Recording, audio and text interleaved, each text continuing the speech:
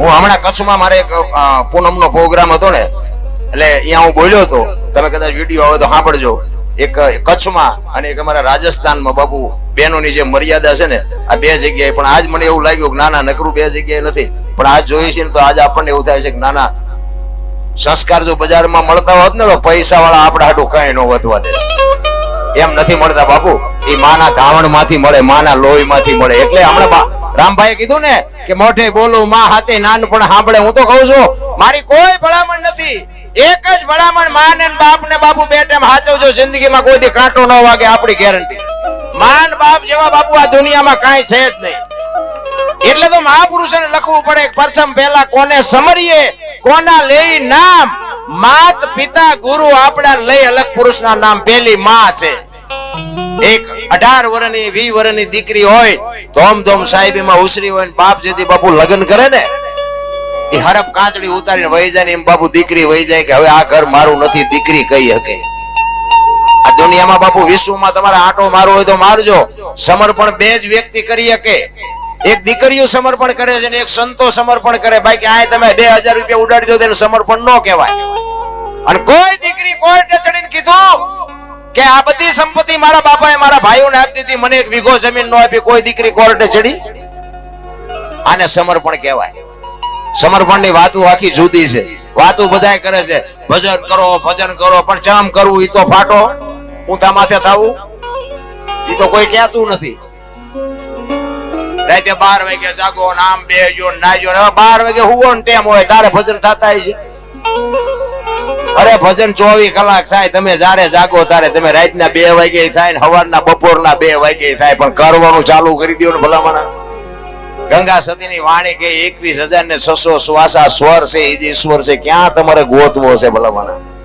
હરિદ્વાર વાળા કે દ્વારકા જવું છે, સોમનાથ વાળા કે પાવાગઢ જવું, તો સાચું ચા છે એ તો કહો. હળીએ સીડ્યા બધા બધું. માના બાપ ને બાપુ પગે લાગીને જાઓ ક્યાંય. માના બાપ ના પગ ઝાલો એટલે જિંદગીમાં કોઈના પગ ન ઝાલવા પડે. અરે હું તો અહીંયા સુધીની વાત કરું કે મા બાપ ની સેવા કદાચ ન થાય ને તો કાંઈ નહીં, પણ તમારા હાટું થઈને તમારા મા બાપ ને બીજાની પાસે હાથ જોડવા પડે એવો ધંધો ન કરતા રામ, તોય મારો નાથ નો હાથ કરશે. એટલા માટે એક મહાપુરુષ વાણીમાં એવું કહે છે, પધારો ગુરુ મારા સાતની વિલાડીએ.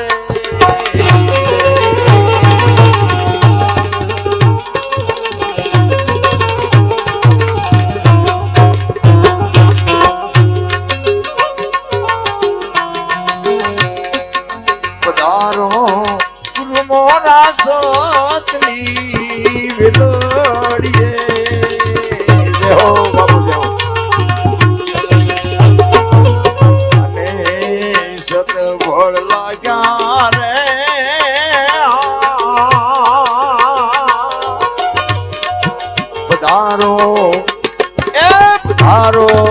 ગુરુ મારા સાતની વિલાડીએ.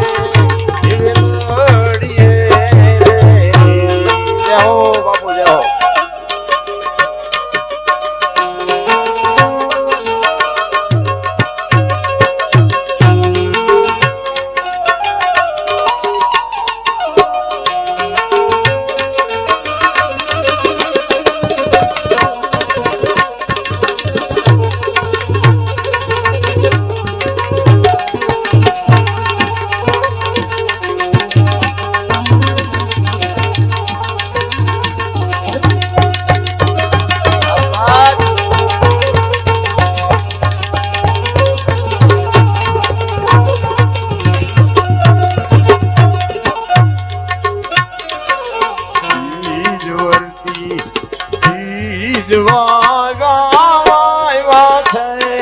વિશ્વાસ જાણી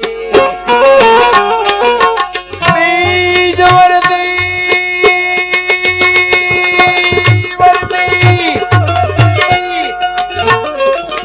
બીજ વાગા છે વિશ્વાસ જાણી વિશ્વાસ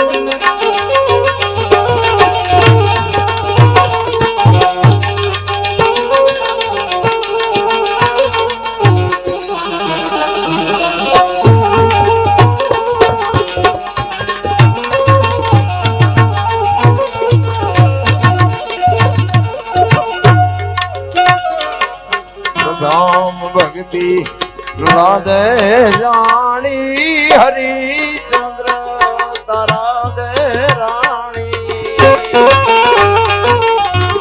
રામ ભક્તિ દે